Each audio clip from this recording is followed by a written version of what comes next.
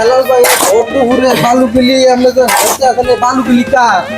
এই বালুগুলো হইলো ভাই এখানকার এক ফ্যামিলির একটার এক বালু আনছে জি। অর্ধেক ব্যবহার করছে আর অর্ধেক করে অর্ধেক এই গাড়ির চাক্কায় আর মানুষের পায়ে রাস্তার উপরে আইসা পড়ছে বুঝছেন। জি। তো সেদিনকে এক হোন্ডা এখান থেকে যাওয়ানোর সময় এখানে উল্টে ফরিয়া বালুর উপরে উঠে উল্টে ফরিয়া এর রান চলাইছে এই সিনা চলাইছে এগুলি সব চলে মলে গেছে।